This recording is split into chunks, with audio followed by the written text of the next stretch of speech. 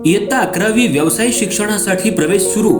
इचलकरंजी शहरातील श्री नाबा एज्युकेशन सोसायटीचे गोविंदराव हायस्कूल आणि ज्युनियर कॉलेज इचलकरंजी उच्च माध्यमिक व्यावसायिक अभ्यासक्रम HSC व्होकेशनल पूर्वीचे MCVC महाराष्ट्र शासनाकडून दर्जानिहाय वर्गीकरणात अ दर्जा प्राप्त संस्था।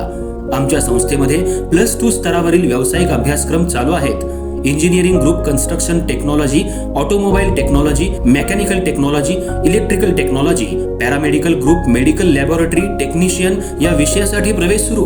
अधिक माहितीसाठी संपर्क मुख्याध्यापक SB Patil sir, mobile 9284 35 36 60, उपप्राचार्य NS Patil sir, संपर्क 99 22 63 0180।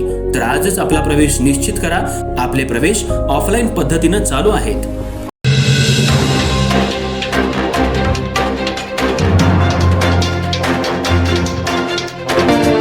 कोल्हापूर जिल्ह्यात मोठी खळबळ उडवून देणाऱ्या IPL बेटिंग प्रकरणातल्या सर्व आरोपींना न्यायालयानं जामीन मंजूर केलाय।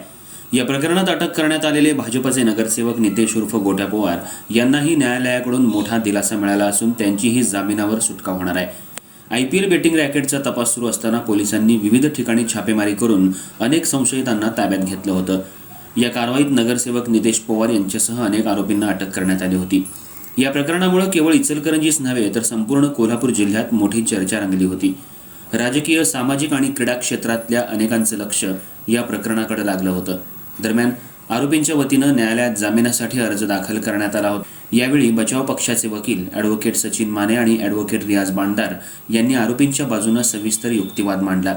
तपासासाठी आवश्यक ती सहकार्याची भूमिका आरोपींकडून घेतली जात असल्याचं तसंच जामीन मंजूर करायला कोणताही कायदेशीर अडथळा नसल्याचं त्यांनी न्यायालयाच्या निदर्शनाला आणून दिलं।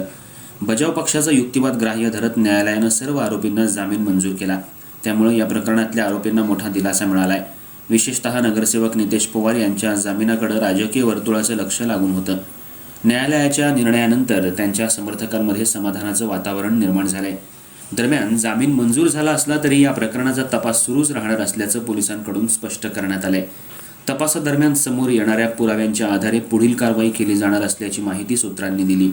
IPL बेटिंग प्रकरणातील न्यायालयाच्या या निर्णयामुळे जिल्हाभरात चर्चांना पुन्हा उधाण आलं असून पुढील तपासातून आणखी कोणती माहिती समोर येते याकडे सर्वांचं लक्ष लागून राहिलंय।